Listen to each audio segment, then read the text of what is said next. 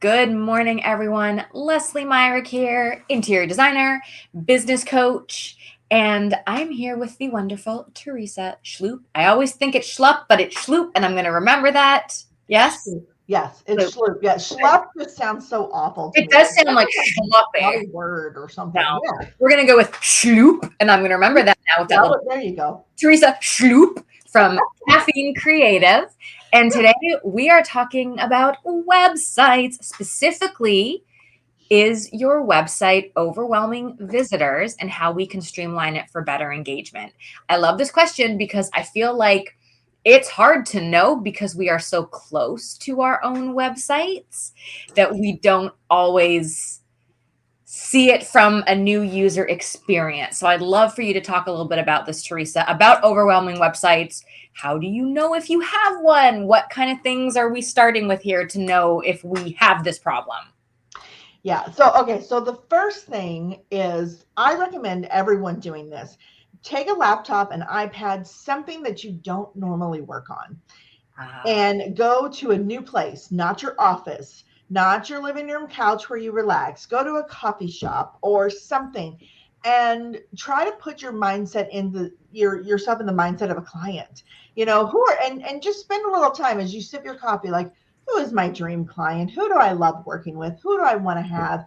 Think about them for just a minute or two, and then review your website. That Mm, is one of the easiest, best exercises that you can do to figure out if your website really is working or if it's overwhelming or if it maybe is a little confusing or whatever. Like, you're going to start to see it through the eyes of your customer when you take the time to do that little exercise. I like that because I'm usually working on my big home desktop computer. I'm not usually looking at my own website on a phone or on my iPad. That's No, no. and I love the idea of pulling yourself out of your everyday and literally looking at it with, they're still your eyes, but with fresh eyes in a new place on a new screen to see what you might be missing that customers or potential clients might be experiencing. That's awesome. Yeah. And so by doing that, then you're going to be able to see, is this website getting a little cluttered? Is it getting overwhelming? Because we get very excited about our message, especially as we start gaining clarity. And I know a lot of the people in your group and in the private insiders and stuff, they're really gaining amazing clarity about who they are as a designer. And so we get so excited and we wanted to share it. And then Yeah. we start trying to squeeze everything into our websites. And we try sometimes even to squish it all above the fold because it's all so important. And that's when the website becomes overwhelming. That's when it starts to feel cluttered and feel just like it's too much.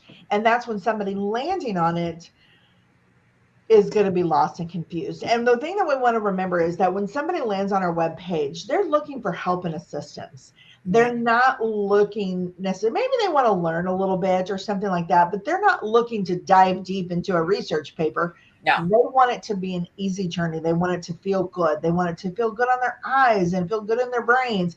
And they want to be able to go through your website with ease and comfort. They don't want to have to work for it. Yeah, they have a problem, they're looking for help. And if your website's confusing, I've heard the phrase many times, a confused mind says no. I've also heard a confused mind doesn't buy. So there you go. If people are looking for True. help and they come to you and things are feeling overwhelmed, cluttered, there's too much, Mhm. they're not going to stick around because they don't know, they don't think that you're the person to solve their problem. They They well, and even if they do, even if they've been following you, say on social media, and they're like, "Oh, I love Leslie. Leslie's energy is so great, and I can't wait to work with her." And then they get to Leslie's website, and they're like, "I don't know where to begin. I'm not entirely sure what she can do for me. I'll come back later." And that is the kiss of death because they are probably not going to come coming back back later. later. No, and that's where your other marketing efforts then crash and burn when they get to your website and they don't know what to do and they don't know how to do it. So Yeah. I recommend everybody at least once a year, if not twice a year, to go through and put your website on what I call the slim down plan and focus on That. what your website really should have and what it shouldn't have. And so if you look at this month's blog, we have it out there. Is your website overwhelming visitors? And we have our slim down plan talked or lined out for you, but we're going to talk a little bit about it here in today's video. So the first thing you want to look at is the contact page. Your homepage, yes, is super important, and we will get to that. But I actually always start, even when I'm designing websites, I design backwards. The homepage is the very last thing that I work on. Really? That's always where I put the most focus when I do my website. That's where everybody puts the most focus. Yeah.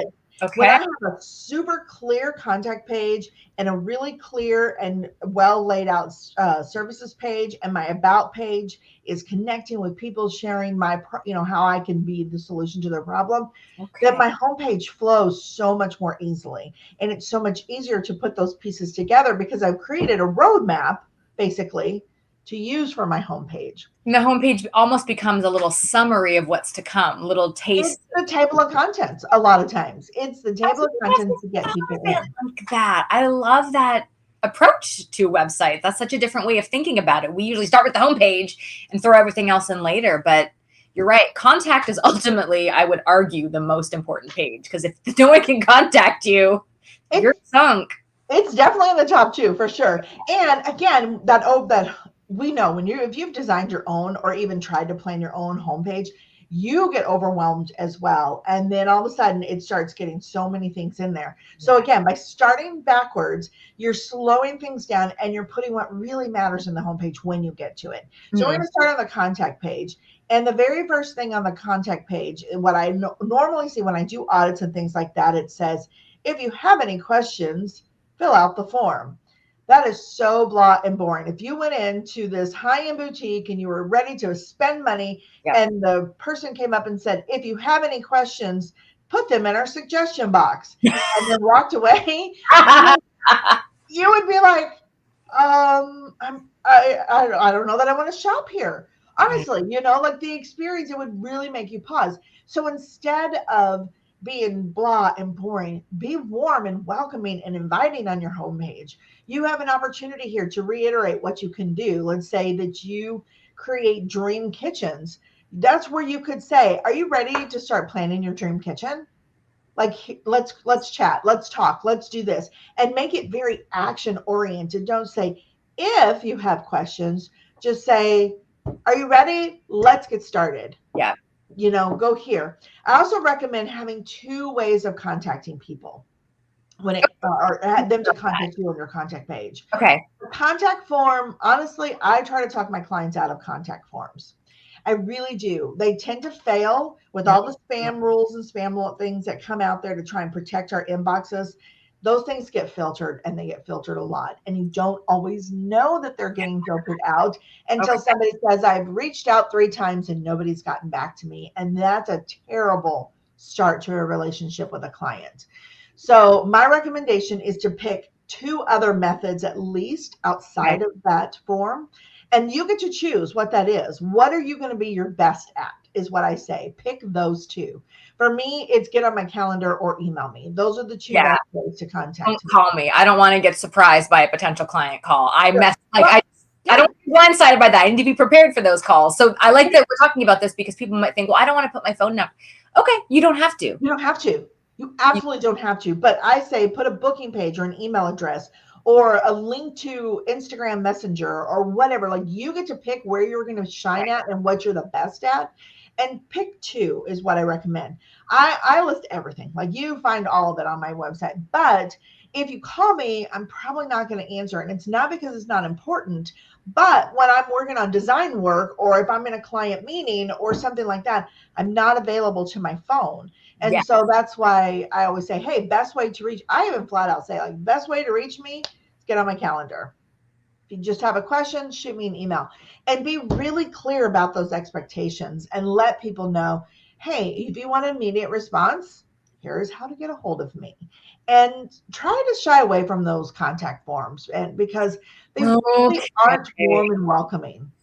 They don't. So I could see, for a designer who maybe is at a more elevated level, who is trying to filter, a contact form with another method as a backup could be okay. And I'm saying that because it's not for everybody, but what you're saying is contact forms often fail. Answers get lost, and they're off-putting to potential clients. So you think a calendar booking is the way to go? A calendar booking is so much better to go, I think, honestly, Okay. even if it's just for a phone call. But you don't have to hop on a Zoom call with them. Just get a face-to-face, and you're going to have a better experience, honestly, a much better experience. Use the free Calendly or whatever. I think they have free ones that you can do booking on if you're just getting started. But it's worth the investment because it's going to be a much better experience when It you. is. And I will share something I found recently that isn't robust enough for my business. Google Calendar now has options for that are free and integrated into you if you're using Google Calendar. So I use Acuity. I really like it. I pay for it, but there are options. Don't let this be a roadblock. If you're like, but I've had my contact, what do I do? There are ways to set things up with a calendar call. I like that, Teresa. I still have a contact form, and I've tried many things. I'm using Google Forms right now, which I feel is a touch more reliable, but I think it is more reliable. I would agree. I'm thinking, I don't know, I like this approach because you're right. Right now, my pipeline's a little slower than it has been, and I've liked the contact form as sort of a bit of a velvet rope, a bit of a barrier, but sometimes you're like, I just want to get people on my calendar and have those conversations and see what happens. Well, and with the booking, you can still have some of those questions. If you go to book a call with me, there's a couple of questions that I ask because I want to gauge where it is. And there are times somebody will hop on my calendar and I immediately know that this is not the right fit. And I will just reach out and send them a personal message and say, hey, this isn't the right fit for me based on what you're looking for. If you're looking for something different, let me know. Otherwise, here's some other avenues you can explore. And I cancel the appointment because I know it's going to be a waste of my time because we're not the right fit for them. And so streamlining this is making sure that the way you are presenting things is going to attract your ideal clients and make it easy for them, and also make it easy for you if someone does sort of make it past that gate on your contact page. Because some are really going to be excited. Like for me, it's the people who want the quick and fast e-commerce websites. I need these e-commerce websites because I'm going to be the next t-shirt mogul, whatever. Nope, I don't do e-commerce and I wish you well. So here's some other options. So that's, you can still build that into those calls and you still can respect your time. One other thing that I want to say about context, because we're talking about a user experience. A lot of times when you submit a contact form, it said, thank you for submitting your form. And that's it. So again, it's very robotic and you're not creating a user experience. If you want to use a contact form, make sure you have a contact form that allows you to personalize messages, that allows you to have one that says, thanks, check your email box for more information or something like that, a quick little blurb that pops up. In the meantime, follow us on Instagram while you wait for your call.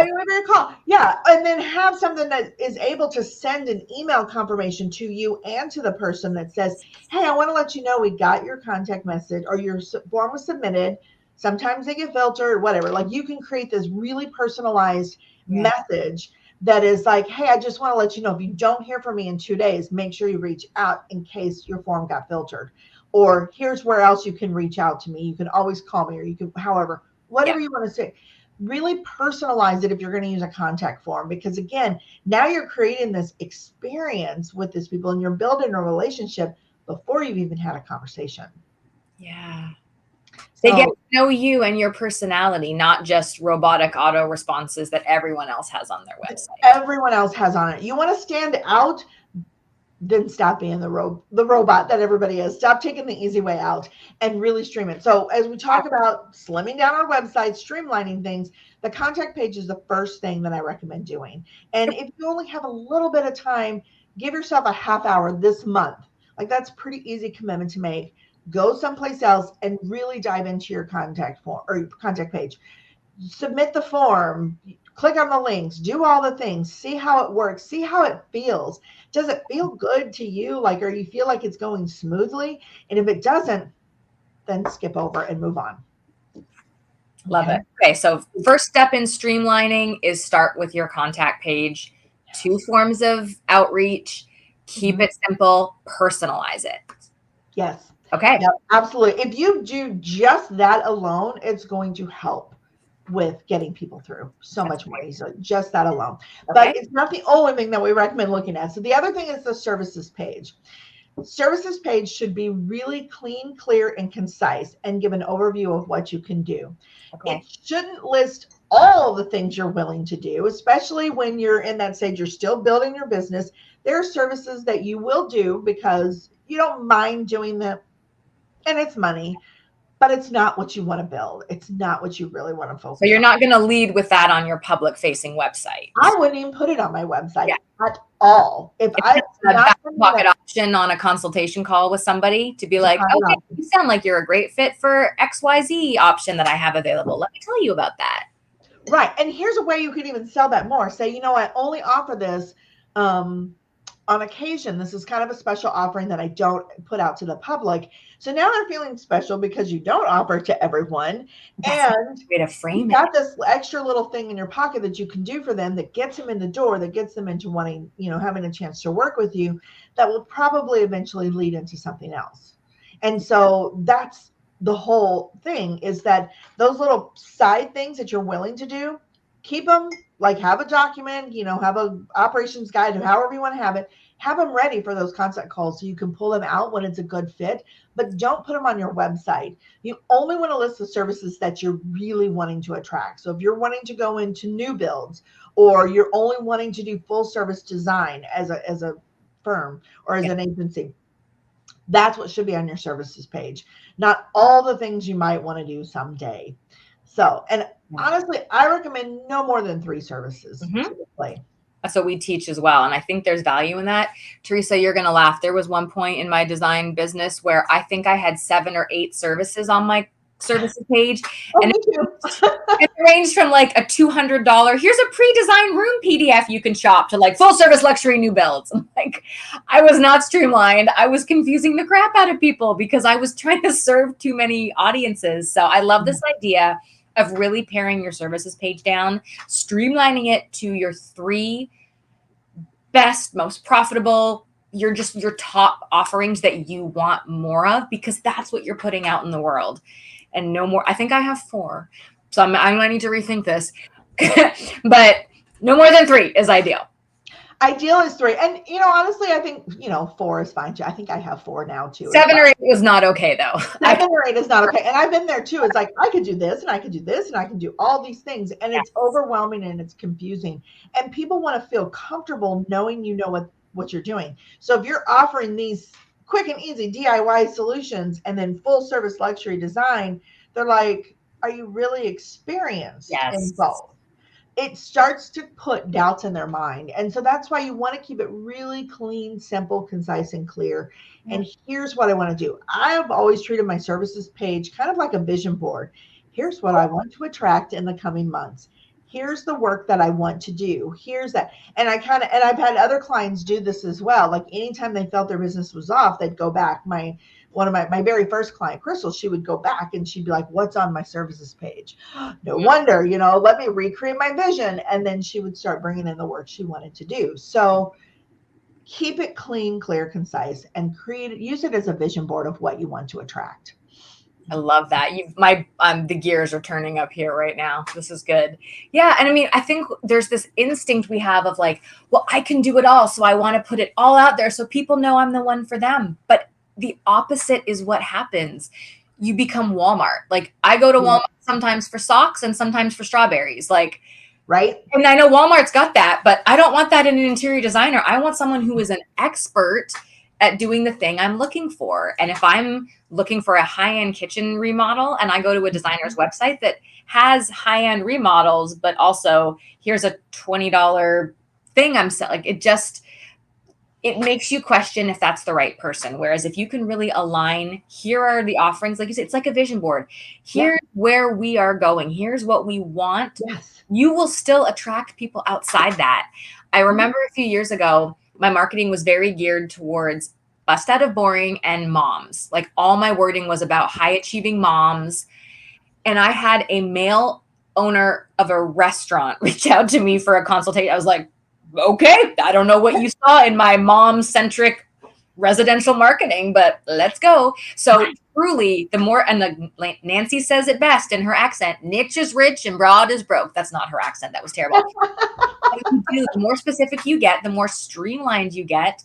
It feels scary, but less is more, and you'll actually attract more and better clients when you get really specific about your service offerings and who you help. And that's a bigger conversation, but I just want to affirm that, yes, pare it down, streamline. More is not better when it comes to your service pages. You can have more options that you pull out on the phone when it's hey, I don't often offer this, but you feel like you're the right fit for this. And then you're right, clients feel special.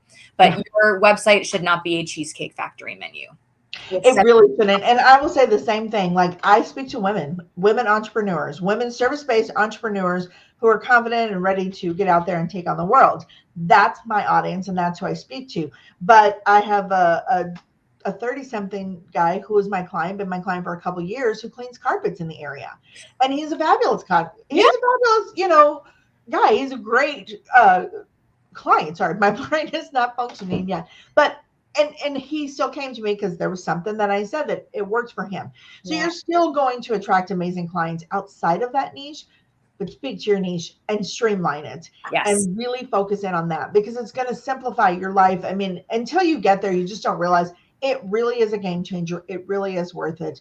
And you cannot be the Cheesecake Factory. And I'm not knocking the Cheesecake Factory. I just know every time I see that menu, it makes me not want to make a decision. I get confused and overwhelmed. I'd rather go to a nice restaurant where it's the really nice, simple one-page menu and there's like just a handful of options. And I'm like, yep, I know they're all going to be good.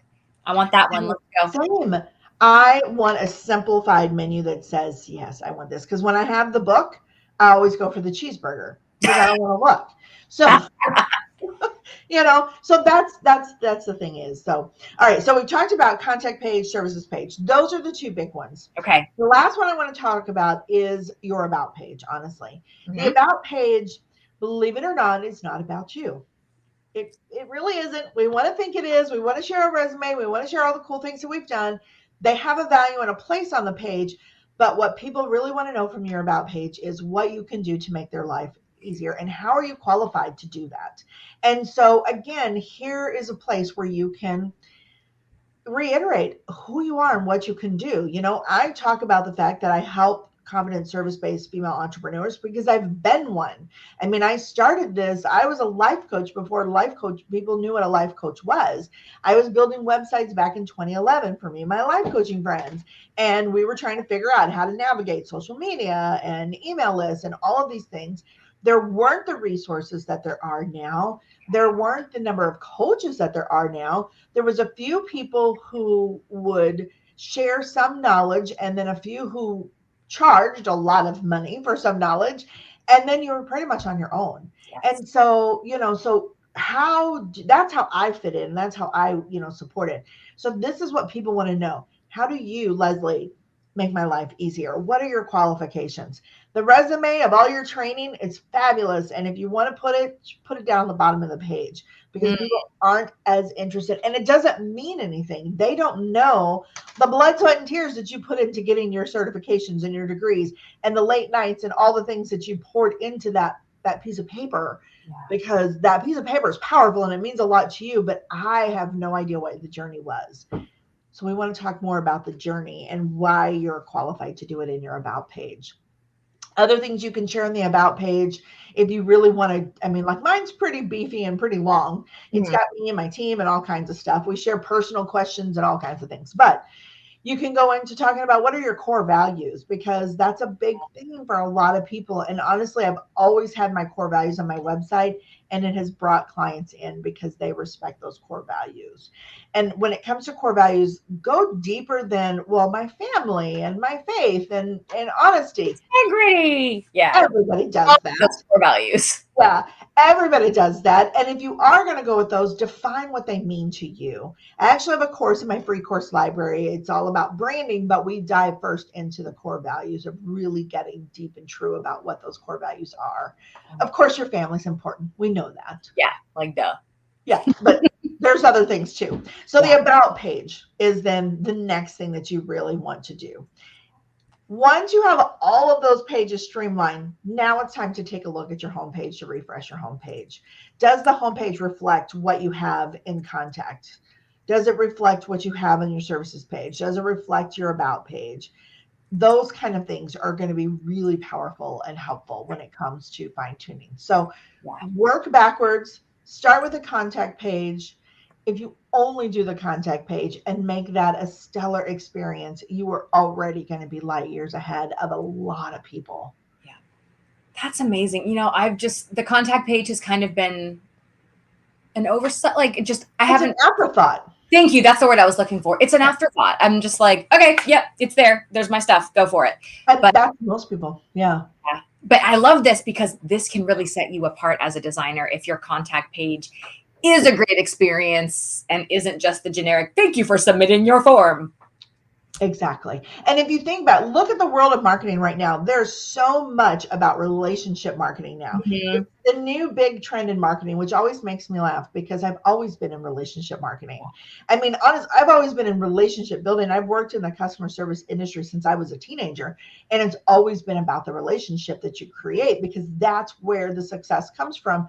And so I kind of chuckle when I see the new discoveries in relationship marketing, but that is the truth. People don't want to be sold to anymore. We don't want clever. We don't want creative. We don't want those things. That's not what we're searching for. We appreciate them when we receive them, but what we want is real. And we want somebody that we feel like we can like, know, and trust when we start to build that relationship. Yeah.